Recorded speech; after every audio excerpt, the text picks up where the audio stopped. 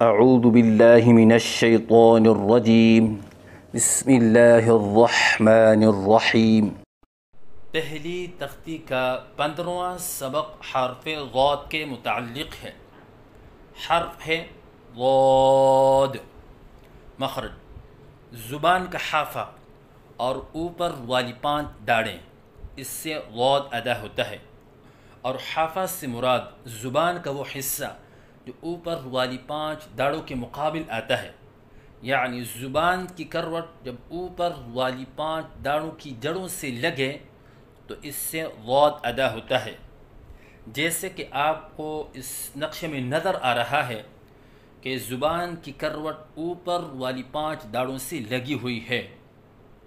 پڑھنے کا طریقہ: ضاد کی ادائیگی کے وقت زبان کی کروٹ کو اوپر والی 5 داڑوں کی جڑوں سے لگائیں اور پر کر کے پڑھیں، کیونکہ یہ حروف مستعلیہ میں سے ہے اور حروف مستعلیہ کو پر کر کے پڑھا جاتا ہے، لہذا ضاد کو پر کر کے پڑھیں اور پھر اس کے بعد منہ کھولیں، کیونکہ الف کی ادائیگی منہ کے کھولنے سے ہوتی ہے، اور 3 الف کے برابر لمبا کر کے پڑھیں، جیسے ضاد۔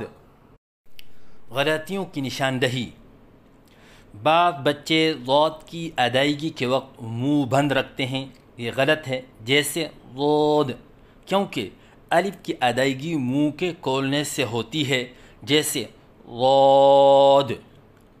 بعض بچے ضاد کے الف کی ادائیگی کے وقت آواز میں لہراؤ سا پیدا کرتے ہیں، یہ غلط ہے، جیسے ضاد۔ بعض بچے ضاد کو پر کرتے وقت ہونٹوں کو گول کرتے ہیں، یہ غلط ہے، جیسے ضاد۔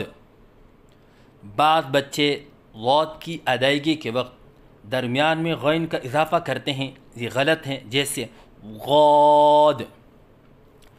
بعض بچے ضاد کی ادائیگی کے وقت ضاد میں سیٹی کرتے ہیں، یہ غلط ہے، جیسے ضاد۔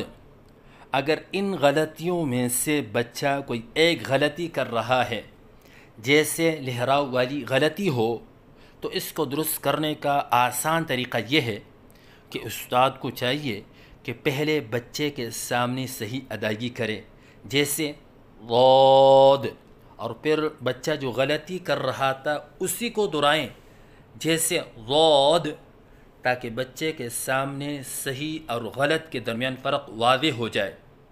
تو صحیح ادائیگی ہے ضاد۔ غلطیوں کی نشاندہی: منہ بند کر کے پڑھنا، جیسے ضاد، یہ غلط ہے۔ لہراؤ کے ساتھ پڑھنا، جیسے ضاد، یہ غلط ہے۔ ہونٹ گول کر کے پڑھنا، جیسے ضاد، یہ غلط ہے۔ درمیان میں غین کا اضافہ کرنا، جیسے ضاد، یہ غلط ہے۔ سیٹی کے ساتھ پڑھنا، جیسے ضاد، یہ غلط ہے۔